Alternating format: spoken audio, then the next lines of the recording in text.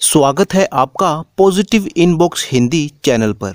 इस चैनल पर आपको नई नई और दिलचस्प कहानियाँ मिलती हैं। अगर आप पहली बार इस चैनल पर आए हैं तो चैनल को सब्सक्राइब कर लीजिए और वीडियो अच्छी लगे तो कमेंट और लाइक करना बिल्कुल मत भूलिएगा। चांदपुर नाम के एक गांव में लाला चंद्रनाथ नाम का एक व्यापारी रहता था। उसके परिवार में युवा बेटा इंद्रनाथ और पुत्रवधू सुमित्रा थी। चंद्रनाथ का एक मित्र था जिसका नाम था महेंद्र। एक दिन चंद्रनाथ का मित्र महेंद्र उसके पास आया और कहने लगा, क्या बात है चंद्रनाथ, बहुत ही चिंता में दिखाई दे रहे हो। चंद्रनाथ ने कहा, आमदनी बढ़ाने के बारे में सोच रहा हूँ यार।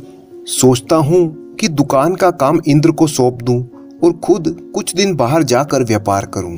महेंद्र ने कहा, भाई कुछ भी काम करने में बुराई नहीं है, मगर तुम्हारी दुकान का कारोबार तो अच्छा चल रहा है। तुम्हें कहीं बाहर जाकर व्यापार करने की क्या आवश्यकता है। तुम नहीं समझोगे महेंद्र, आमदनी जितनी ज्यादा हो उतना ही अच्छा है। ठीक है, तुम जब भी व्यापार के लिए निकलना चाहो मुझे भी याद कर लेना। मुझे भी अपने घर में कोई काम नहीं है, मैं भी तुम्हारे साथ घूम लूंगा। लाला चंद्रनाथ को न केवल पैसे की हवस बहुत ज्यादा थी, बल्कि वह अपने दोस्तों पर भी फिजूल खर्च करने से बचता था। इसीलिए वह बोला, तुम भी चलोगे, मगर रास्ते में खर्च करने के लिए तुम्हारे पास पैसे हैं। उसकी तुम चिंता मत करो, मेरे पास इतना धन है कि मैं आराम से 1-2 महीने तक तुम्हारे साथ घूम सकता हूँ, तब ठीक है। और फिर एक दिन दोनों मित्र अपने परिवारों से विदा लेकर वहां से निकल पड़े।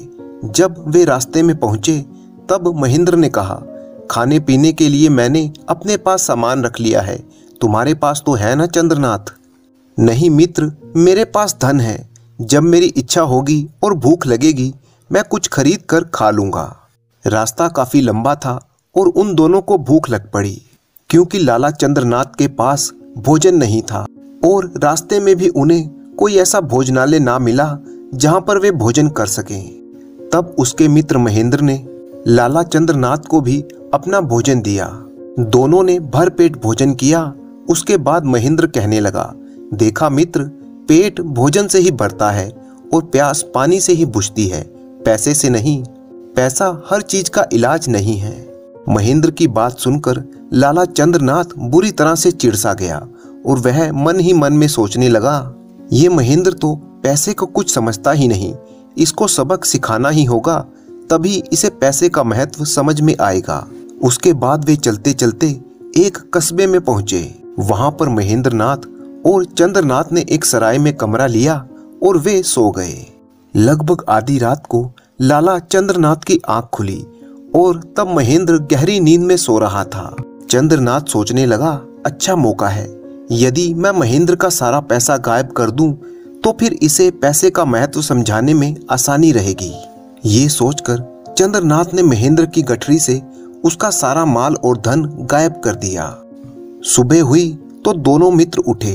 महेंद्र को सपने में भी ये आशंका नहीं थी कि उसका दोस्त चंद्रनाथ भी उसका धन चुरा सकता है, इसीलिए उसने अपना सामान तक नहीं देखा और दोनों चल पड़े।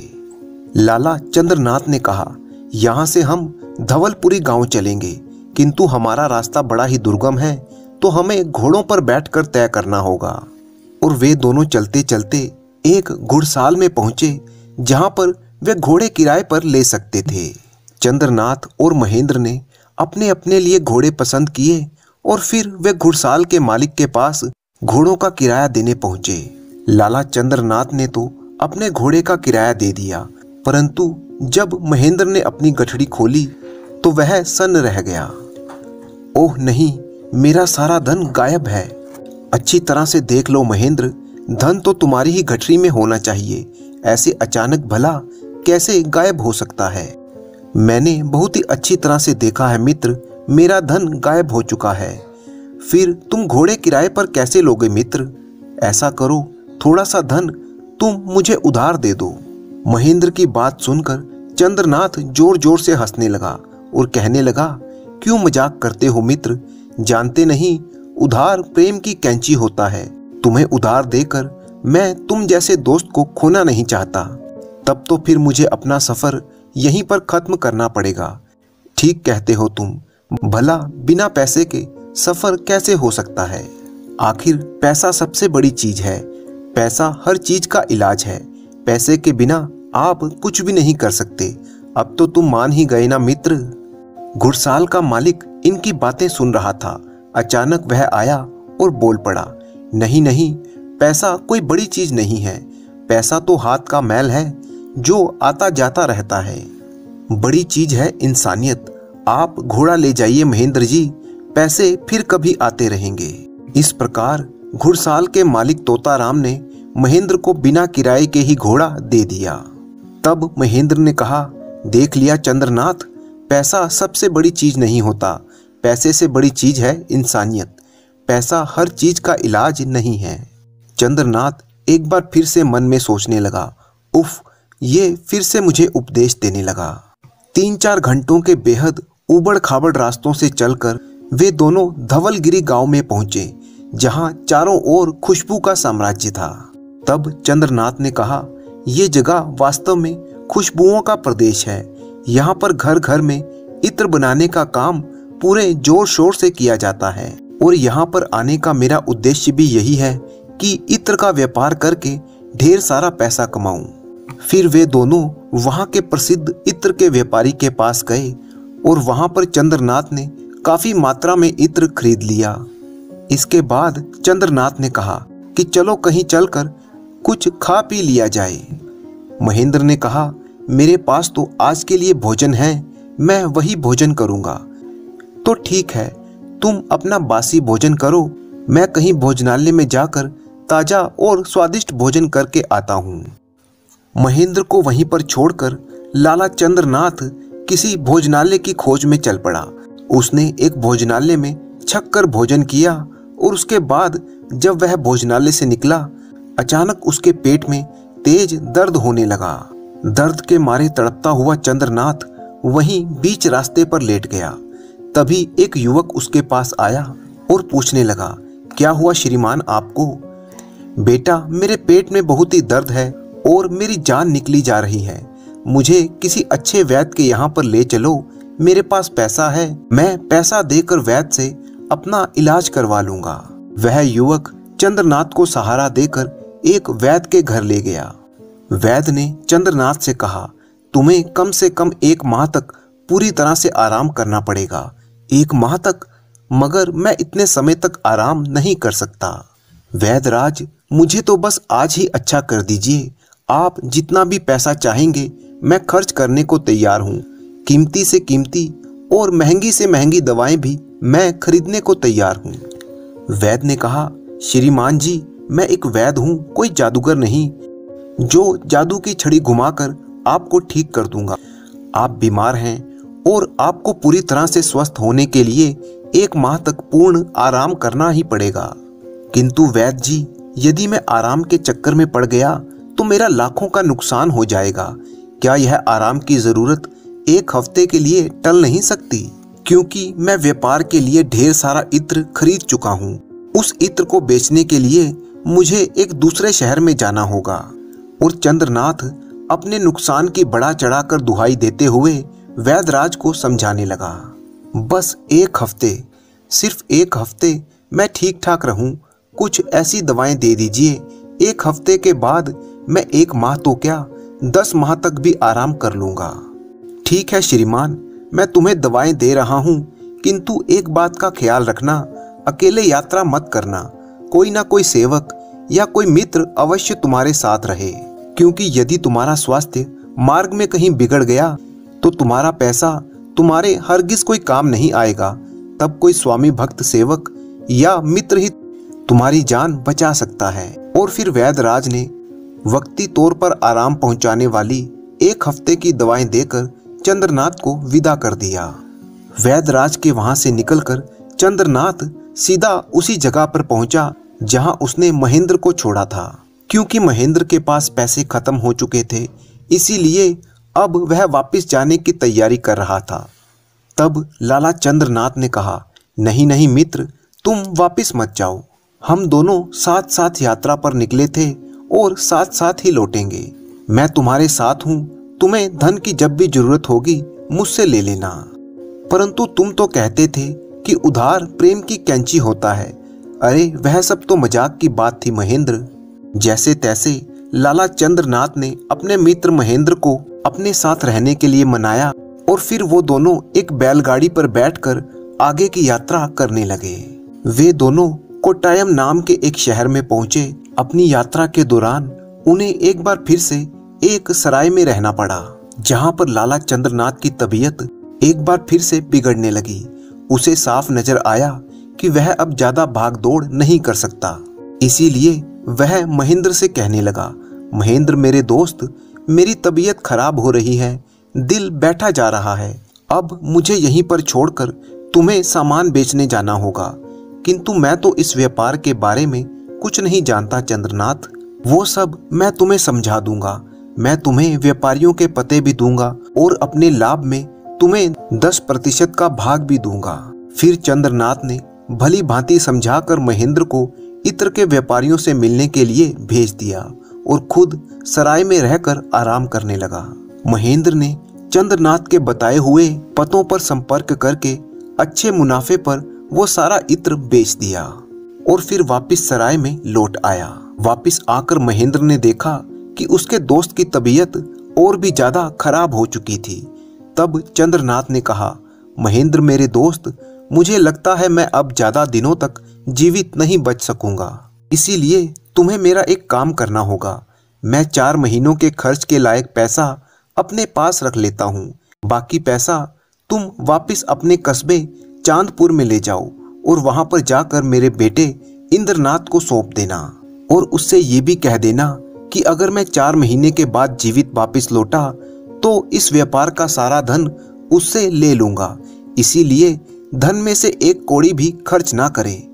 ये सब तो ठीक है, किंतु तुम्हें इस हालत में छोड़कर मैं नहीं जा सकता। जिद मत करो महेंद्र, मैं यहाँ मरने के लिए नहीं बल्कि अपनी बीमारी से लड़कर स्वयं को अच्छा करने के लिए रुक रहा हूँ। मुझे मालूम है कि बीमारी की दशा में अकेले रहना उचित नहीं है, किंतु अगले 5 दिनों के लायक ऐसी दवा मेरे पास है जिससे मैं बीमारी के किसी भी घातक हमले से बच सकता हूँ। महेंद्र ने कहा, किंतु फिर भी तुम्हारी देखभाल के लिए, तुम्हारी सेवा के लिए कोई ना कोई तो तुम्हारे पास रहना ही चाहिए। मित्र, उसके लिए मैंने सराय के मालिक से कह दिया है, वह एक स्वामी भक्त नौकर का प्रबंध कर देगा। तब महेंद्र ने कहा, किंतु चंद्रनाथ, तुम्हारे पास तो बहुत पैसा है, क्यों ना तुम किसी वैद्य के मुंह पर ढेर सारा पैसा दे मारो, जिससे कि वह तुम्हें महीनों की जगह दिन और दिनों की जगह घड़ी 2 घड़ी में ही अच्छा कर दे। मस्खरी मत करो मित्र, जबकि तुम खुद ही कहते थे कि पैसा हर चीज का इलाज नहीं है। खैर, कुछ देर की औपचारिक बातों के बाद महेंद्र वापस लौटने को मान गया। महेंद्र के जाने के बाद चंद्रनाथ के कमरे में सराय के मालिक के द्वारा भेजा गया एक नौकर आया। मेरा नाम रामू है मालिक, सराय के मालिक जी ने मुझे आपकी सेवा के लिए भेजा है। रामू, तुम यहाँ पर किसी वैद्य या हकीम को जानते हो तो मुझे वहाँ पर ले चलो। रामू एक बड़ा ही होशियार नौकर था। उसने तुरंत एक पालकी का प्रबंध किया और अपने मालिक चंद्रनाथ को वहाँ के एक बड़े ही प्रसिद्ध वैद्य के पास ले गया। तब वैद्य ने कहा, तुम्हें क्या तकलीफ है महाशय? वैद्यराज, मेरे सीने में दर्द रहता है और ऐसा लगता है कि जान ही निकल जाएगी। तुम्हें एक नहीं बल्कि कई शिकायतें हैं। निश्चित तौर पर तुम्हारा खाने पीने का समय ठीक नहीं है। कभी किसी वक्त तुम खाना खाते हो तो कभी छोड़ देते हो। आपने बिल्कुल सही कहा वैद्यराज, मेरे साथ ऐसा ही हो रहा है। तो सुनो चंद्रनाथ, कोट्टायम से 40 मील दूर एक पहाड़ी प्रदेश है गिरिवन। तुम वहां जाकर 1 महीने तक रहो। साथ ही मैं तुम्हें कुछ औषधियां दे रहा हूँ। यकीन मानो, सिर्फ 1 महीने में ही तुम्हारी बीमारी ऐसे गायब हो जाएगी जैसे गधे के सिर से सींग। वैद्य जी, मैं आपकी हर बात मानने को तैयार हूँ, बस आप किसी तरह से मुझे जल्दी अच्छा कर दीजिए। गिरिवन की जलवायु और वहाँ का स्वास्थ्यवर्धक पानी तुम्हें बहुत ही जल्दी अच्छा कर देगा। और फिर वैद्य जी ने चंद्रनाथ को महीने भर की दवाइयाँ दी और परहेज बताए। आखिर में फिर से गिरिवन जाकर रहने की सलाह दी। चंद्रनाथ रामू को साथ लेकर उसी रोज गिरिवन के लिए रवाना हो गया। गिरिवन का इलाका वास्तव में ही बड़ा खूबसूरत था। वहां एक बहुत ही अच्छे मकान में उसके रहने का प्रबंध किया गया। चंद्रनाथ वहीं रहकर स्वास्थ्य लाभ लेने लगा। गिरिवन में रहते रहते उसे 15 दिन हो गए। वह काफी हद तक स्वयं को स्वस्थ भी महसूस कर रहा था। 16वें दिन जब चंद्रनाथ अपने बाग में टहल रहा था तो एकाएक उसे किसी के गाने का स्वर सुनाई दिया।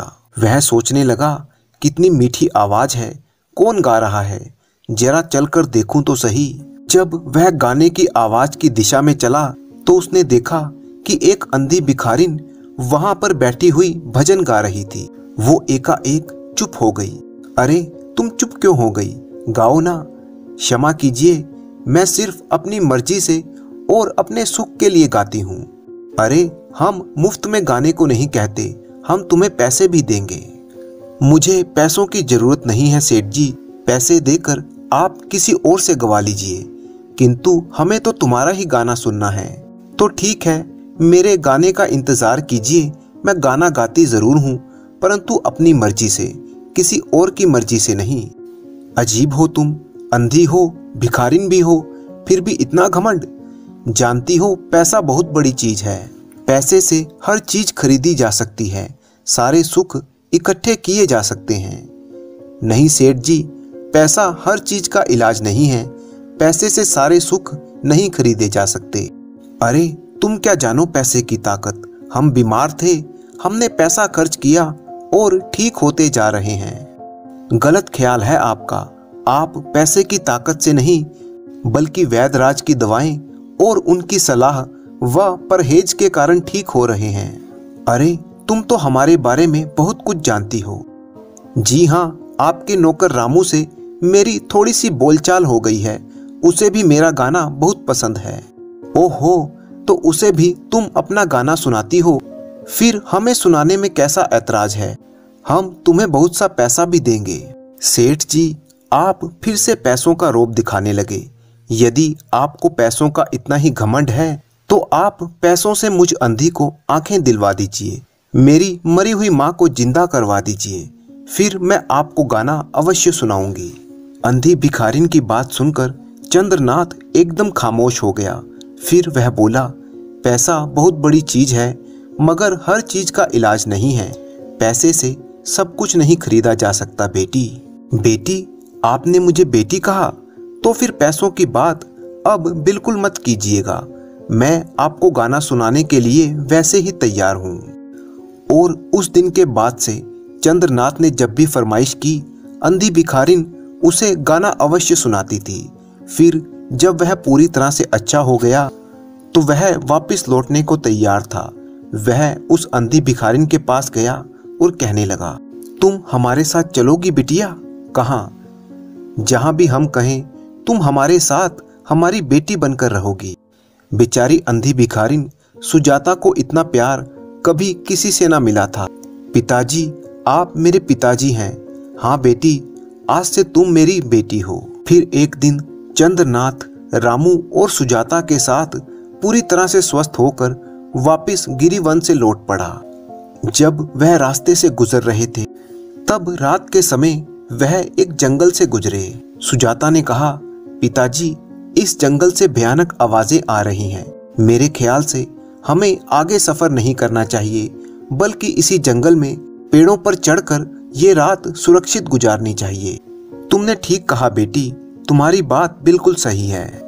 फिर उन लोगों ने अपने सामान को जंगल में छिपाया और फिर वे सभी पेड़ पर चढ़ गए। स्वयं लाला चंद्रनाथ भी एक पेड़ पर चढ़ गया और वे सभी रात बीतने का इंतजार करने लगे। जब रात गहरी हो गई तब थोड़ी देर बाद अचानक जंगल में एक पगडंडी पर दो लोग आते हुए दिखाई दिए। लाला चंद्रनाथ की दृष्टि उन पर पड़ी। वे दोनों एक दूसरे से बातें करने लगे। एक ने दूसरे से कहा, अरे चोर बिगड़ू, तुम यहाँ जंगल में? अरे दोस्त, ये सवाल तो मैं तुमसे करने वाला था। भाई, मैं तो लाला इंद्रनाथ के यहाँ पर सेंध लगाने जा रहा हूँ। सुना है उसके बाप चंद्रनाथ ने अपने दोस्त महेंद्र के हाथ बड़ा धन कमा कर भेजा है। कमाल है, आज तो मैं भी लाला इंद्रनाथ के यहाँ पर ही चोरी करने के इरादे से निकला हूँ। तब तो एक से बेहतर दो हैं, हम दोनों साथ साथ दाव मारते हैं, जो कुछ भी मिलेगा आपस में बांट लेंगे। और एक बात याद रखना, अगर उस घर में चोरी करने में कोई परेशानी हुई तो हम पूरे परिवार को खत्म करने से भी पीछे नहीं हटेंगे। और ये बातें करते हुए दोनों चोर वहां से निकल गए। लाला चंद्रनाथ उन दोनों की बातें पेड़ पर बैठा हुआ सुन रहा था। वह बेचैन हो गया, सोचने लगा, उफ, ये दोनों खूंखार चोर मेरे ही घर में चोरी करने जा रहे हैं। अब मैं क्या करूं, कैसे इन्हें रोकूं? इनका मुकाबला तो सिर्फ राजा के सैनिक ही कर सकते हैं और उन्हें बुलाने के लिए मुझे दिन होने का इंतजार करना पड़ेगा और तब तक मैं लुट जाऊंगा। अभी लाला चंद्रनाथ ये सब कुछ सोच ही रहा था कि तभी उसे फिर से कुछ आवाजें सुनाई दी। उसने देखा दो व्यक्ति जो कि काफी लंबे चौड़े और खूंखार प्रवृत्ति के दिखाई पड़ते थे। उन दोनों के हाथों में हथियार थे और एक ने कहा, हाँ भाई भूतनाथ, यहीं इसी जंगल में हमें रुकना है। हाँ भाई, लाला इंद्रनाथ का बाप इसी जंगल से आएगा। दुआ करो कि लाला इंद्रनाथ का बाप चंद्रनाथ अकेला ही हो, तब उसे जान से मारने में हमें कोई परेशानी नहीं होगी। किंतु वो अकेला ना भी हो तो हमें उसे मारना ही है। आखिर इंद्रनाथ ने अपने बाप को मारने के लिए हमें 10,000 स्वर्ण मुद्राएं जो दी हैं। और फिर वे दोनों पेशेवर हत्यारे एक कोने में जाकर पेड़ के पीछे छुप गए। वहीं पेड़ के ऊपर बैठे हुए चंद्रनाथ ने दोनों हत्यारों की बातें सुनी तो उसका कलेजा मुंह को आ गया। हे भगवान, मेरे ही बेटे ने मुझे मारने के लिए हत्यारे भेजे हैं। सचमुच ज्यादा पैसा होना भी अच्छी बात नहीं है। लाला चंद्रनाथ इतना घबरा गया कि वह अपना संतुलन खो बैठा और सीधा पेड़ से नीचे गिर पड़ा। वो दोनों हत्यारे जो वहीं छिपे बैठे थे, उन्होंने जब लाला चंद्रनाथ को देखा तो वे चौंक गए और लाला चंद्रनाथ को पहचानकर उसे मारने के लिए तैयार हो गए। देखो, ये इंद्रनाथ का बाप चंद्रनाथ ही है, चलो इसे खत्म कर दें। कि तभी पेड़ के ऊपर छिपा हुआ रामू उन पर टूट पड़ा और उन्हीं की तलवार से उन पर हमला कर दिया। अचानक हुए इस हमले से वे दोनों संभल नहीं पाए और रामू ने उन्हें मौत के घाट उतार दिया। इसके बाद रामू लाला चंद्रनाथ के पास गया। आपको कहीं चोट तो नहीं आई मालिक? मालिक नहीं, पिताजी। रामू, आज से मैं तुम्हारा मालिक नहीं हूँ, बल्कि तुम्हारा पिता हूँ और तुम मेरे बेटे हो। इसके बाद रामू ने अंधी सुजाता को भी पेड़ से नीचे उतार लिया। रामू ने सुजाता को सारी घटना विस्तार से बता दी। तब तक रात काफी बीत चुकी थी और सुबह का उजाला होने लगा था। जब पूरी तरह से सुबह हो गई तब रामू ने लाला चंद्रनाथ से कहा, अब किधर चलना है पिताजी? कहीं भी चलो बेटा, किंतु अब मैं चांदपुर में नहीं जाऊंगा। सुजाता ने कहा, तो क्यों ना हम कोट्टायम वापस चलें? विचार तो तुम्हारा बहुत ही अच्छा है बेटी।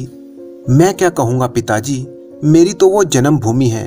तो फिर ठीक है, हम सब कोट्टायम ही चलते हैं। और फिर उसके बाद लाला चंद्रनाथ का काफिला वापस कोट्टायम की तरफ चल दिया। कोट्टायम पहुंचकर चंद्रनाथ ने रामू से पूछा, बेटा रामू, क्या तुम मेरी बेटी सुजाता से विवाह करने को तैयार हो? पिताजी, मैं तो पहले से ही सुजाता को पसंद करता हूँ, मुझे इसमें कोई आपत्ति नहीं है। और फिर चंद्रनाथ ने बड़ी ही धूमधाम से उन दोनों की शादी कर दी और वहीं कोट्टायम में रहकर उसने अपना व्यापार शुरू किया और सुख से दिन गुजारने लगा। बरसों बाद संयोग से एक दिन चंद्रनाथ को उसका दोस्त महेंद्र कोट्टायम में मिल गया। अरे चंद्रनाथ, तुम तो यहाँ पर हो, तुम्हें मालूम है तुम्हारे पीछे तुम्हारे परिवार का क्या हाल हुआ? अरे तुम्हारे घर पर चोरों ने हमला किया और वो तुम्हारे बेटे का सारा धन चुरा कर ले गए। अब वो बेचारा गरीबी में अपने दिन काट रहा है। ओह, तो अच्छा ही हुआ, ऐसे कपूत को यही सजा मिलनी चाहिए थी। मैं अब अपने घर लौटकर कभी नहीं जाऊंगा। सचमुच महेंद्र, बहुत ज्यादा पैसा होना भी कोई अच्छी बात नहीं है। अब लाला चंद्रनाथ का मन पूरी तरह से परिवर्तित हो चुका था। वह अब गरीबों को दान पुण्य भी करता था। रामू और सुजाता को समझाता रहता, याद रखो पैसा बहुत बड़ी चीज है, मगर बहुत बुरी चीज भी है। अपनी औलाद तक को अपना दुश्मन बना देता है। पैसा हर चीज का इलाज नहीं है। इसके बाद लाला चंद्रनाथ रामू और सुजाता के साथ एक सुखमय जीवन बिताने लगा। बात उस समय की है जब मिथिला राज्य में गोनू झा नाम के एक बड़े ही विद्वान व्यक्ति रहा करते थे। गोनू झा वैसे तो जाति से ब्राह्मण थे, परंतु वे खेती किसानी करके अपना जीवन यापन कर रहे थे। गांव के सभी लोग अक्सर अपनी समस्याओं के समाधान के लिए गोनू झा के पास ही आया करते थे। गोनू झा की बुद्धिमानी और समझदारी की ख्याति सिर्फ मिथिला राज्य में ही नहीं बल्कि आसपास के कई राज्यों में भी फैली हुई थी। गोनू झा की बुद्धिमानी को देखते हुए मिथिला के राजा ने भी उन्हें अपने राज दरबार में नियुक्त कर रखा था। एक बार गोनू झा अपने किसी रिश्तेदार से मिलने के लिए पड़ोस के राज्य वैशाली जा रहे थे। वे पैदल ही यात्रा कर रहे थे। जब वे वैशाली राज्य की तरफ जा रहे थे तो रास्ते में वो एक जंगल से गुजरे। जंगल के सुनसान रास्ते पर गोनू झा को सूखे पत्तों पर किसी के चलने की आवाज सुनाई दी। आवाज सुनकर वो चौंक गए और सोचने लगे, इस घने जंगल में कौन हो सकता है? कहीं कोई जंगली जानवर तो नहीं? गोनू झा ने हिम्मत नहीं हारी और आगे बढ़ते गए।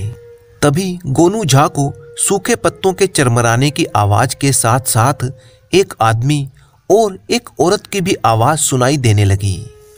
वह चौंक कर उस जगह पर रुक गए और सोचने लगे, यहाँ इन घने जंगलों में ये दोनों कौन हो सकते हैं? असली बात का पता करने के लिए गोनू झा उनके बीच होने वाली बातचीत को सुनने की कोशिश करने लगे। लड़की ने कहा, वीर सिंह जैसे भी हो, तुम्हें मेरे लिए ये काम करना ही होगा, लेकिन तुम समझती क्यों नहीं? इस तरह का राजद्रोह करने का साहस मुझ में नहीं है प्रिय। परंतु वीर सिंह, मैं तुम्हारे लिए, सिर्फ तुम्हारे लिए ही सब कुछ छोड़कर आई हूँ, और तुम, मैं क्या करूँ? मुझे तो कुछ समझ में नहीं आ रहा। गोनू झा सोचने लगे, अरे ये तो कोई षड्यंत्र करने की सोच रहे हैं। राजद्रोह, शायद कोई बड़ा ही भयानक षड्यंत्र। और तब गोनू झा के कान खड़े हो गए जब उनकी असलियत सामने आई। युवती ने कहा, मानती हूँ कि तुम हमारे राज्य के सेनापति हो, परंतु इस फर्ज के दूसरी तरफ तुम्हारा दिल भी तो है जो मुझसे प्रेम करता है। हाँ राजकुमारी स्नेहलता, परंतु मुझसे ये साहस नहीं हो पा रहा। गोनू झा मन ही मन में सोच रहा था, अच्छा तो ये इस राज्य का सेनापति वीर सिंह है और दूसरी तरफ इस राज्य की राजकुमारी स्नेहलता। ये कैसा संयोग है? उनकी पूरी बातचीत सुनकर गोनू झा सोच में पड़ गया। असलियत ये थी कि वैशाली का सेनापति, जो कि एक दूसरे राज्य से युद्ध करके वापस आ रहा था और रास्ते में ही पंडाल डालकर रात को वहीं से राजकुमारी की जिद पर वहां से भाग आया था। गोनू झा सोच रहा था, बड़ी विचित्र बात है, परंतु यह तो बड़ी ही दुखद बात है। मुझे इस राज्य वैशाली की खातिर इनकी सहायता करनी चाहिए, वरना इस बहादुर वीर सिंह जैसे सेनापति से ये राज्य वंचित हो जाएगा। गोनू झा उनके नजदीक जाने लगा तो वीर सिंह ने तलवार निकालकर उससे कहा, खबरदार, कौन हो तुम? मुझे गोनू झा कहते हैं। पीछे खड़ी राजकुमारी ने जब उनका नाम सुना तो वह सोचने लगी, अरे गोनू झा, ये तो अपनी बुद्धिमानी के लिए बहुत ही प्रसिद्ध हैं। आप वही प्रसिद्ध विद्वान हैं जो मिथिला के रहने वाले हैं। जी हाँ, मैं वही गोनू झा हूँ और मैं आपकी हर संभव सहायता कर सकता हूँ। मुझे मालूम है कि तुम्हारी स्थिति क्या है। तुम दोनों शादी करना चाहते हो, है ना? हाँ गोनू झा जी, परंतु आप हमारी सहायता कैसे करेंगे? हाँ गोनू झा, तुम भला एक क्रोधित राजा से कैसे टकरा पाओगे? मुझे तरकीब सोचने का थोड़ा वक्त दो, फिर देखना लाठी भी नहीं टूटेगी और सांप भी मर जाएगा। थोड़ी देर बाद वह बोले, हाँ तो मैंने सोच लिया है, अब तुम दोनों निश्चिंत हो जाओ। ईश्वर करे मेरे पिता तुम्हारी तरकीब से हमारे पक्ष में हो जाए। लेकिन वो तरकीब क्या है, जरा मुझे भी तो पता चले। बस एक काम करना होगा तुम्हें। बोलो गोनू झा, मैं कुछ भी करने को तैयार हूँ। हाँ हाँ बोलो गोनू झा, इस कार्य के लिए मैं तुम्हें मुंह मांगा इनाम भी दूंगी। मुझे इनाम का लालच नहीं है, मैं तो सिर्फ आपकी सहायता करना चाहता हूँ। बात कुछ ज्यादा टेढ़ी नहीं है। पहले तो राजकुमारी अपने गले का हार और अंगूठी मुझे सौंप दे। क्या कहा? हीरे का हार और अंगूठी तुम्हें दे दें? परंतु क्यों? गोनू झा ने कहा, देखो वीर सिंह, तुम गलत मत समझना। मुझे एक नाटक करना होगा, सिर्फ महाराज को रिझाने के लिए। उसी के लिए मैं ये जेवर मांग रहा हूँ। ओह गोनू झा, मुझे माफ करना, मैं इस कदर परेशान हूँ कि बस।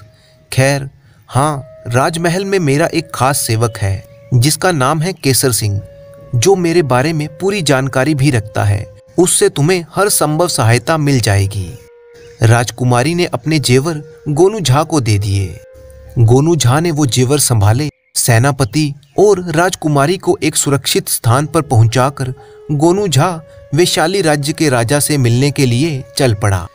तभी एक ओर से 2 सैनिक आते हुए दिखाई दिए। अरे, ये सैनिक यहीं पर आ रहे हैं, शायद राजकुमारी और सेनापति की तलाश में हैं।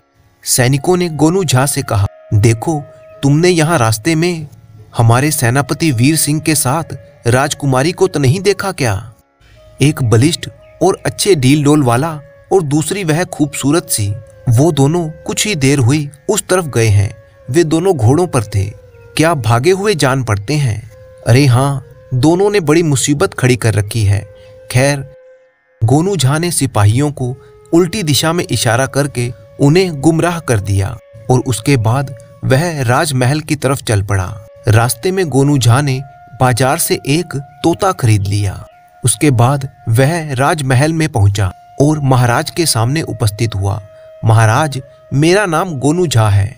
तुम्हारा नाम हमने बहुत सुन रखा है गोनू झा।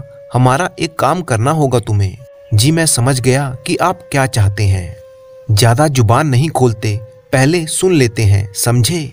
वो तो ठीक है महाराज, परंतु आप नहीं जानते कि गोनू झा एक ज्योतिषी भी है।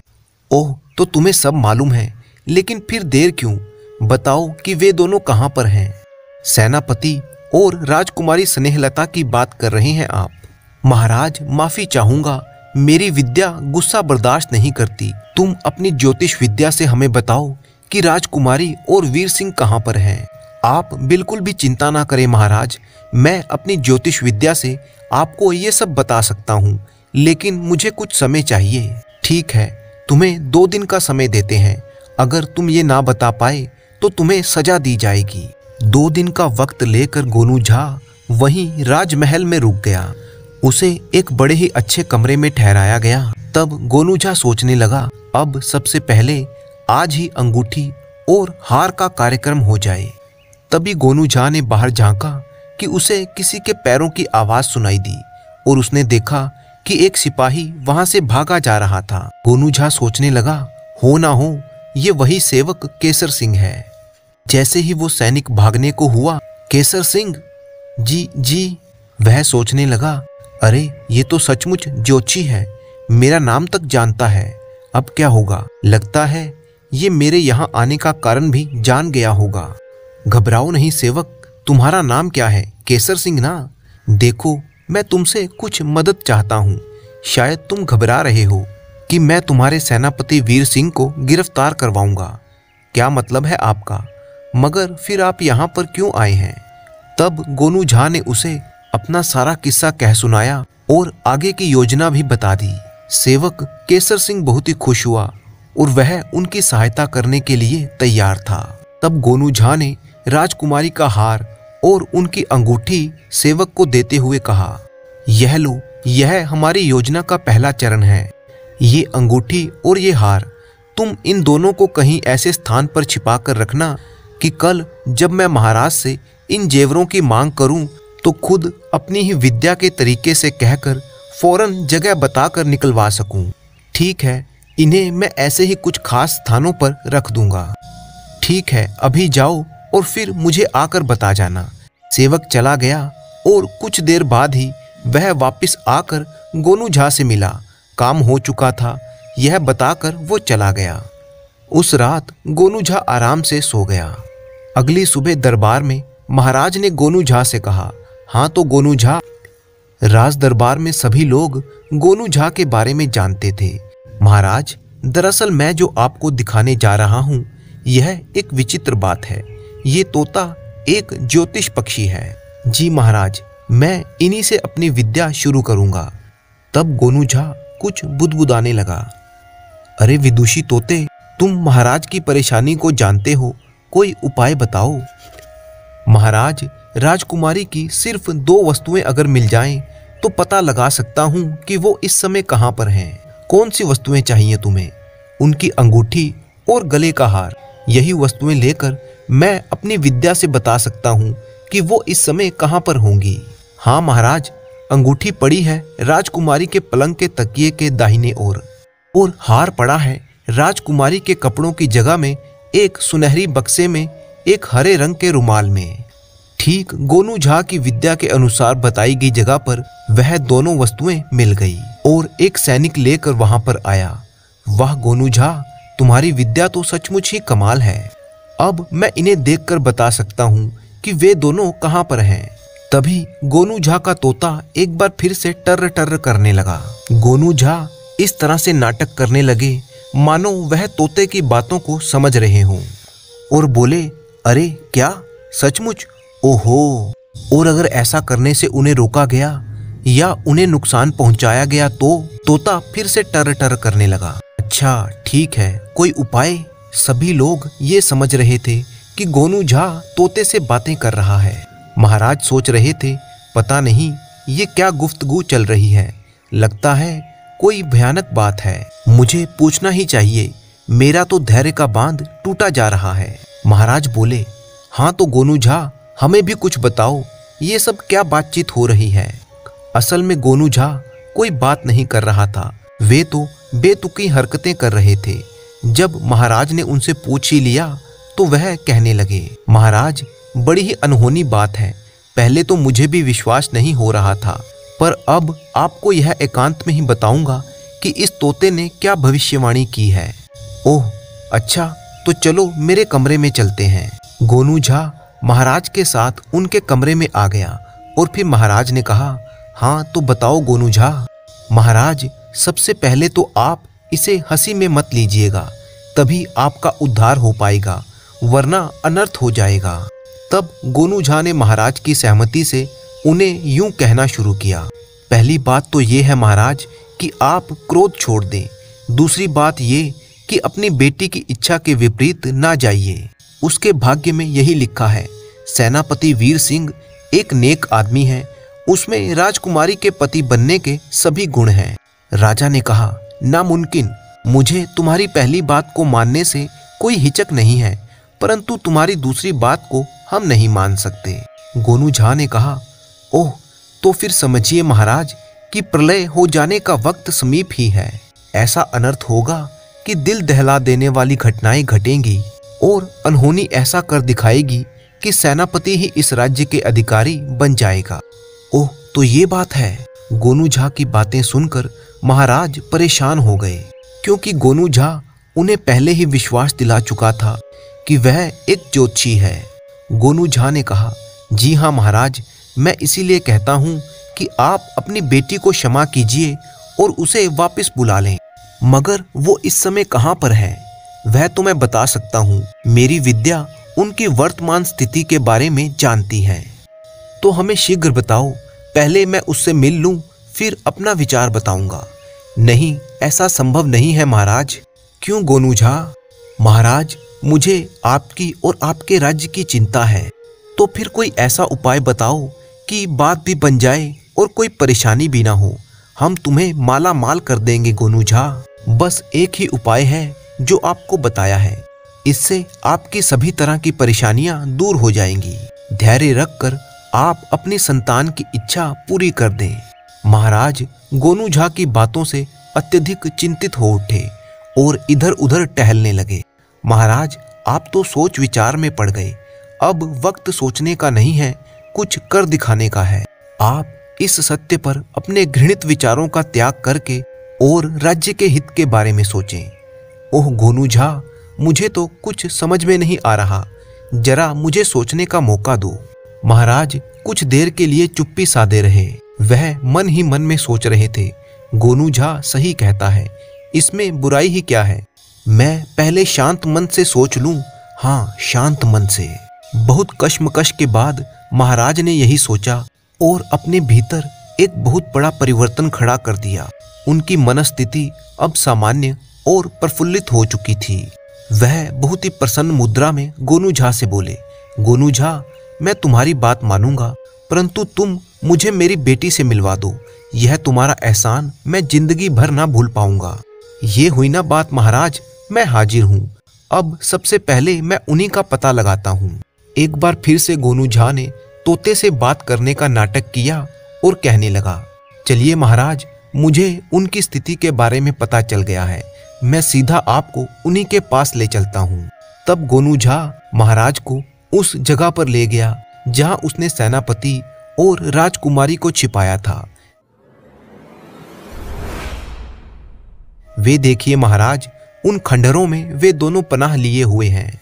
क्या सच? गोनू झा, जब महाराज ने अपनी पुत्री और सेनापति को देखा तो वे बड़े ही खुश हुए।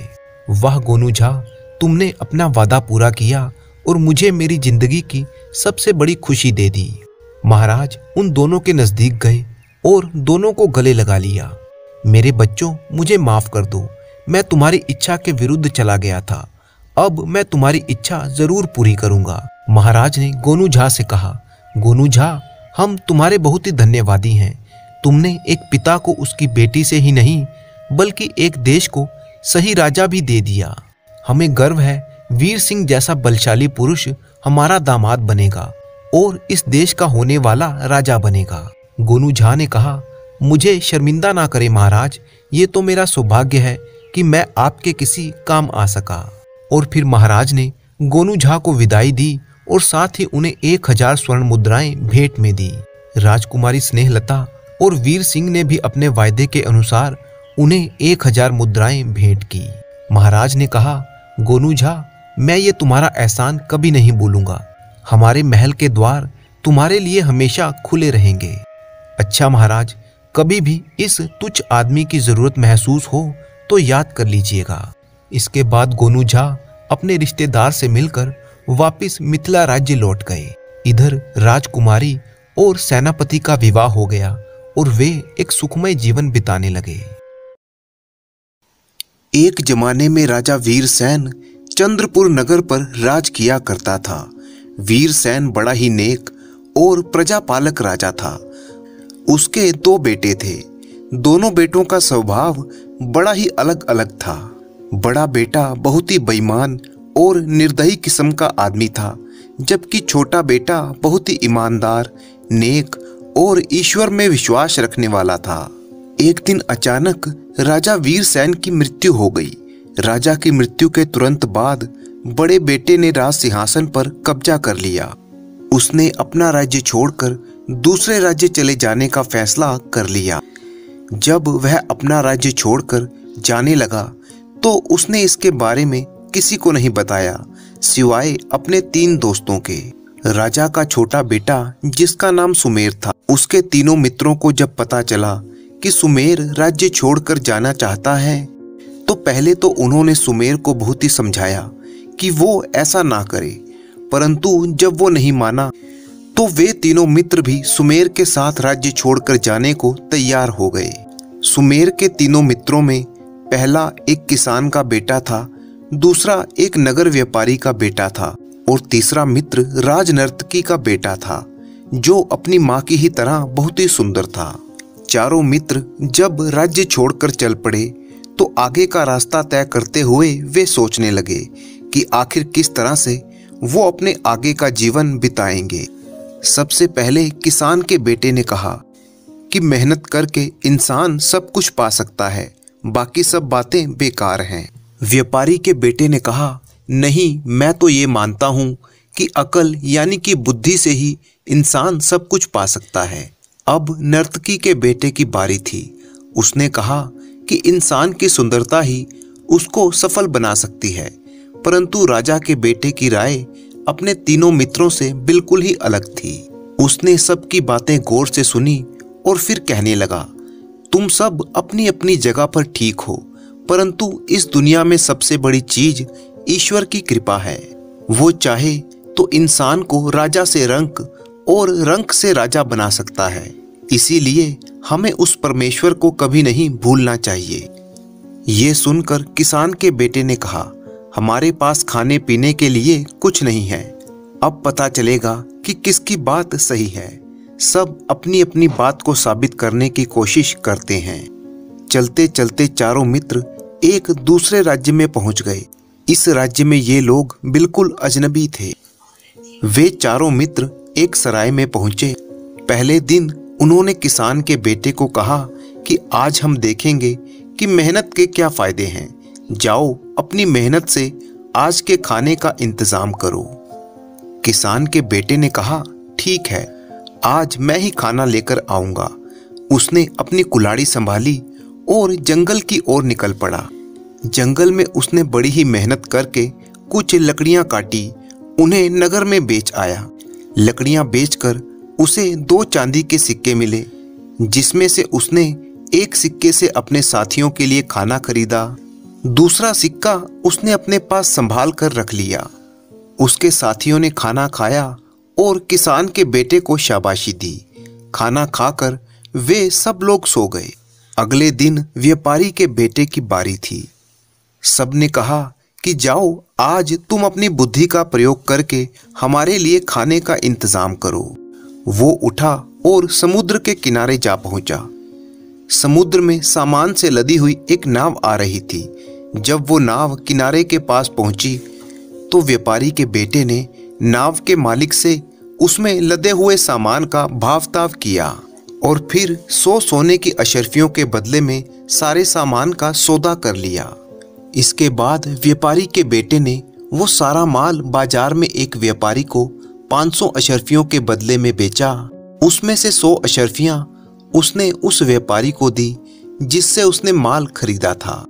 बाकी की 400 अशर्फियां उसने अपने पास सुरक्षित रख लीं। दोस्तों के लिए उसने बहुत ही अच्छा खाना खरीदा। बाकी मित्रों ने भी जब इतना अच्छा खाना खाया तो उसकी बुद्धि की खूब तारीफ की। फिर वे सब लोग लंबी तान कर सो गए। अगले दिन नर्तकी के बेटे को अपनी बात साबित करनी थी, जिसका कहना था कि इंसान अपनी सुंदरता के बल पर सफलता हासिल कर सकता है। दोस्तों ने कहा कि आज हम देखेंगे कि तुम्हारा ये सुंदर चेहरा हमें कैसे खाना खिला सकता है। नर्तकी का बेटा सराय से निकला और नगर की तरफ रवाना हो गया। वो एक घर के बाहर एक पेड़ के नीचे बैठ गया। तभी उस घर की एक खिड़की से उसे एक युवती ने देखा।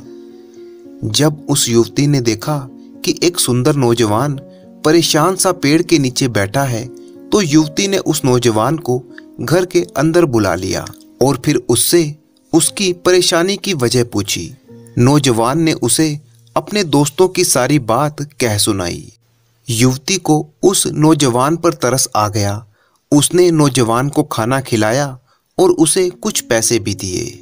नौजवान ने युवती का धन्यवाद किया और फिर उन रुपयों से उसने अपने दोस्तों के लिए खाना खरीदा। सब दोस्तों ने उसकी खूब तारीफ भी की। अगले दिन बारी थी राजा के बेटे सुमेर की। सब सोचने लगे कि किसान के बेटे ने मेहनत की और व्यापारी के बेटे ने भी अकल से काम किया। नर्तकी के बेटे ने भी कुछ कर ही लिया, मगर अब जो राजा का बेटा है और कहता है कि ईश्वर की कृपा हो तो राजा भी रंक और रंक राजा बन सकता है। देखते हैं कि ये क्या करेगा। अब राजकुमार सुमेर ईश्वर का नाम लेकर नगर में चला गया और रास्ते में एक जगह पर वो बैठ गया। वहां उसी राज्य के राजा की अर्थी ले जाई जा रही थी। जब वहां के राजा की अर्थी उस रास्ते से गुजरी तो राजकुमार को रास्ते में बैठा देख सेनापति उसे डांटते हुए कहने लगा, शर्म नहीं आती? राजा की अर्थी जा रही है और तुम इस तरह से रास्ते पर बैठे हो। राजकुमार को फटकार कर सेनापति आगे बढ़ गया। राजा के शव का दाह संस्कार करने के बाद जब सेनापति अपने दल के साथ वापस लौटा तो उसने देखा कि राजकुमार सुमेर अभी तक वहीं पर बैठा हुआ था। सेनापति को इस बात पर बड़ा ही क्रोध आया। उसने तुरंत आदेश दिया कि इसे गिरफ्तार करके कारागार में डाल दिया जाए। सैनिकों ने ऐसा ही किया। इधर सुमेर के दोस्त उसका इंतजार कर रहे थे। उसके वापस ना लौटने पर वे अपने अपने अनुमान लगाने लगे। बहुत देर तक जब सुमेर वापस ना लौटा तो वे सभी उसे ढूंढने के लिए नगर की तरफ चल पड़े। लेकिन राजकुमार तो कारागार में बंद था। उधर उस राज्य के राजा की मौत के बाद नए राजा का चुनाव किया जाना था। इसके लिए राजा के मंत्री और दरबारी सभी आपस में चर्चा कर रहे थे। अब क्योंकि मर चुके राजा की कोई संतान नहीं थी तो ये समस्या आ खड़ी हुई थी। सबका कहना यही था कि नया राजा उसी को बनाया जाए जो राजसी परिवार से ताल्लुक रखता हो, ना कि कोई आम आदमी हो। महामंत्री ने दरबार में ये घोषणा की कि क्या कोई ऐसा आदमी है जो किसी राजसी परिवार से ताल्लुक रखता हो। अगर है तो वो आगे आए। मगर पूरे दरबार में ऐसा कोई भी आदमी नहीं था। तभी दरबार में मौजूद सेनापति ने कहा, एक आदमी है जिसको मैं जानता हूँ। वो मेरे कारागार में बंद है। शक्ल सूरत और पहनावे से वो कोई राजकुमार जान पड़ता है। महामंत्री ने उसे हाजिर करने का हुक्म दिया। राजकुमार सुमेर को राज दरबार में पेश किया गया। महामंत्री ने पूछा कि तुम कौन हो और यहाँ पर किस लिए आए हो। राजकुमार बोला, मैं चंद्रपुर का राजकुमार हूँ। मेरे पिता की मृत्यु के बाद मेरा बड़ा भाई राजगद्दी पर बैठ गया और मैं उसी के डर से राज्य छोड़कर चला आया।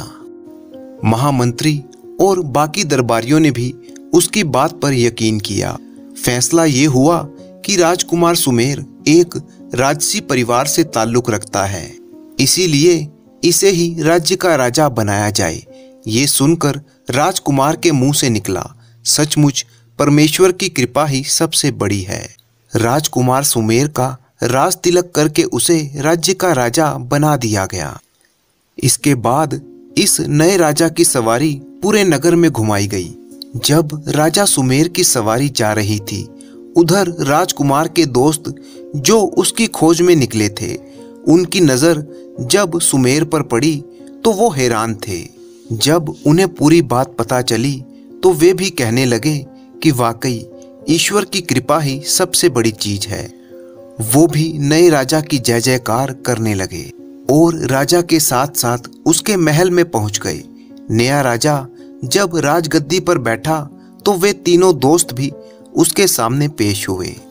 राजा ने अपनी पहले की ही बात को दोहराते हुए कहा, अब तो तुम्हें विश्वास हो गया होगा कि ईश्वर की कृपा ही सबसे बड़ी चीज होती है।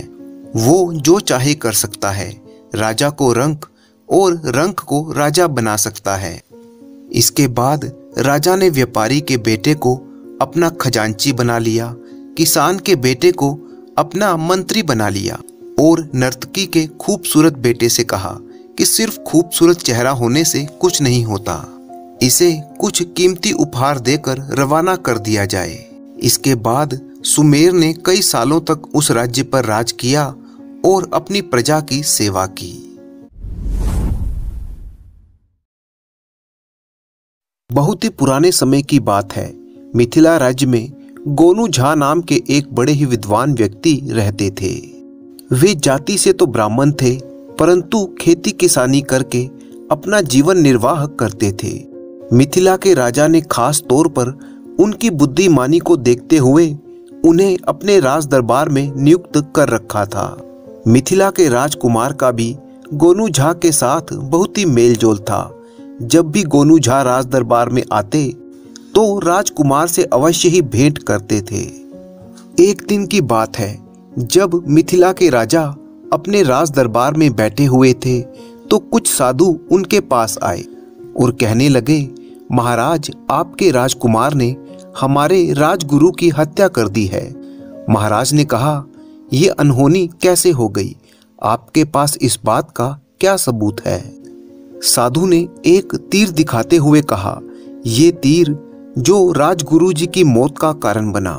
राजा ने कहा, तीर किसी और का भी हो सकता है। अवश्य हो सकता है महाराज, परंतु महाराज, राजकुमार के तीर पर अपना अलग एक शाही निशान होता है, इस बात को सभी जानते हैं। तो ठीक है ऋषिवर, आप हमें तीर को दिखाइए। राजा ने तीर को अपने हाथ में लिया और बड़े ही ध्यान से उसे देखने लगे। तीर को देखते हुए राजा ने कहा, हाँ, तीर तो राजकुमार का ही है। और इसके बाद राजा ने बड़े ही ऊंचे स्वर में कहा, राजकुमार को कल दरबार में बंदी बनाकर पेश किया जाए। राजा के ये आदेश देने के एक दिन के बाद मंत्री महाराज के पास आए और कहने लगे, महाराज, सुना है राजकुमार राजगुरु की हत्या के बाद डर के मारे कहीं भाग गए हैं या फिर कहीं पर छिप गए हैं। महाराज ने कहा, सारे राज्य में ये घोषणा करवा दीजिए कि राजकुमार जहां पर भी हो 7 दिन के अंदर दरबार में हाजिर हो जाए। जो कोई राजकुमार का पता बताएगा उसे 500 स्वर्ण मुद्राएं इनाम में दी जाएंगी। दूसरी तरफ गोनू झा को भी इस बारे में जानकारी मिल चुकी थी और उसी दिन जब वह अपने घर पर थे तो उनके घर पर एक युवती ने प्रवेश किया और गोनू झा से कहने लगी, गोनू झा जी, महाराज ने राजकुमार को पकड़वाने का ऐलान किया है। हाँ, मैं इस बारे में जानता हूँ, परंतु तुम कौन हो और क्या चाहती हो? मैं कौन हूँ ये मैं आपको बाद में बताऊंगी, परंतु इस समय आवश्यक ये है कि मैं राजकुमार के बारे में आपको बताऊं। आप तो जानते ही हैं कि राजकुमार पर राजगुरु की हत्या का आरोप है और ऐसा लगता है कि महाराज उन्हें मृत्यु दंड देंगे। बेटी, वो सब तो ठीक है, परंतु तुम क्या चाहती हो और राजकुमार के लिए तुम इतनी परेशान क्यों हो? क्योंकि मैं जानती हूँ कि राजकुमार बेगुनाह है। वो कैसे? क्योंकि राजकुमार वहां शिकार खेलने नहीं बल्कि मुझसे मिलने के लिए आता था। हो सकता है उस दिन उसने शिकार खेला हो। नहीं, ऐसा वो भूल कर कभी भी नहीं कर सकते, क्योंकि वह जानते थे कि मुझे पशु पक्षियों से बहुत ही प्यार है। इसीलिए राजकुमार ने जंगल में शिकार खेलना बिल्कुल बंद कर दिया था। लेकिन इसमें मैं क्या कर सकता हूँ बेटी? गोनू झा जी, जैसा मैं आपको कहती हूँ, अगर आप वैसा ही करें तो हम राजकुमार को जरूर बेगुनाह साबित कर सकते हैं। और उसके बाद वो युवती गोनू झा को अपनी योजना समझाने लगी।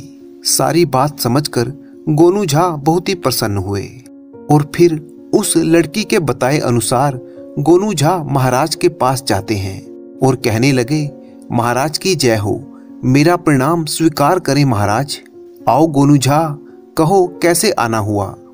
महाराज, मैं राजकुमार के बारे में कुछ कहना चाहता हूँ, कहो क्या कहना चाहते हो? महाराज मन ही मन में सोचने लगे, शायद गोनू झा राजकुमार को बेगुनाह साबित करने के लिए यहाँ पर आया है और मुझे विश्वास है कि ये बुद्धिमान आदमी उसे बचा लेगा। गोनू झा ने कहा, महाराज, क्या राजकुमार के खूनी साबित होने का यही कारण है कि राजगुरु को लगने वाले तीर पर राजकुमार की शाही मोहर लगी हुई थी? हाँ गोनू झा, तुमने बिल्कुल ठीक कहा। क्या खूनी होने के लिए इतना सबूत कम है? महाराज, राजकुमार कहाँ है ये मैं आपको बता सकता हूँ। जल्दी बताओ गोनू झा, हम उसे अभी गिरफ्तार करने के लिए सिपाही भेजते हैं। गोनू झा ने पास ही खड़े एक सिपाही को बुलाकर कहा, सिपाही सुनो, राजकुमार मेरे घर पर छिपे हुए हैं, तुम उन्हें पकड़कर ले आओ। जी हजूर, ऐसा ही होगा। जैसे ही वो सिपाही जाने लगता है तो गोनू झा उससे कहता है, अरे सिपाही सुनो, अपना ये भाला मुझे देते जाओ। सिपाही ने अपना भाला गोनू झा को दे दिया और उस सिपाही के जाते ही गोनू झा ने पास ही खड़े एक दूसरे सिपाही की कनपटी पर वो भाला दे मारा। अचानक हुए इस हमले के कारण वो सिपाही अपने आप को संभाल ना सका और वहीं पर बेहोश होकर गिर गया। वहां पर खड़े सभी लोग आश्चर्यचकित रह गए। मंत्री ने कहा, महाराज, गोनू झा ने तो भरे दरबार में एक सिपाही को घायल कर दिया। ये अपराधी है, इसे सजा दीजिए। गोनू झा ने कहा, महाराज, अपराधी मैं नहीं बल्कि अपराधी वो है जिसका ये भाला है। महाराज, राजकुमार खूनी इसलिए है क्योंकि राजगुरु को लगने वाले तीर पर राजकुमार का शाही निशान है। फर्क सिर्फ इतना है कि राजगुरु को मारते हुए उसे किसी ने नहीं देखा और मुझे मारते हुए देख लिया गया है। राजा गोनू झा की सारी बात समझ गए और कहने लगे, गोनू झा, जो तुम कहना चाहते हो वो हम समझ रहे हैं, इसीलिए हम पहला आदेश वापस लेते हैं और सारे राज्य में ये घोषणा करवाने का हुक्म देते हैं कि राजकुमार जहां कहीं भी हो दरबार में बाइज्जत पेश किया जाए। शुक्रिया महाराज, अब मैं आपसे आज्ञा चाहता हूँ। परंतु महाराज गोनू झा को एक दूसरे एकांत कमरे में ले गए और गोनू झा से कहने लगे, तुमने राज दरबार में राजकुमार को जिस ढंग से बेगुनाह साबित किया वह तुम्हारे सिवा कोई और नहीं कर सकता।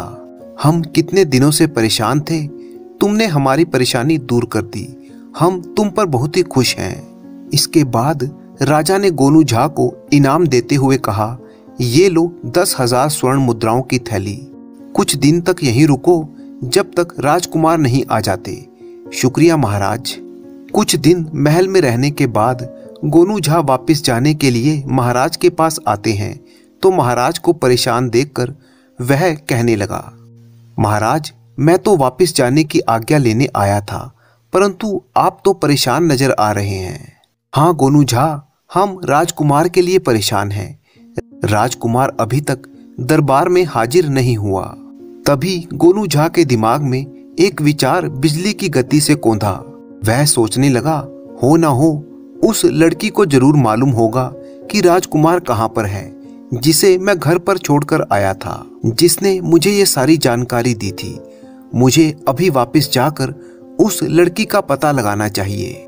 इसके बाद गोनू झा ने कहा, महाराज, मैं राजकुमार को ढूंढने की कोशिश करता हूँ, आप मुझे आज्ञा दीजिए। जाओ गोनू झा, मुझे विश्वास है कि तुम राजकुमार को ढूंढने में जरूर कामयाब हो जाओगे। गोनू झा वापस अपने घर में आ गया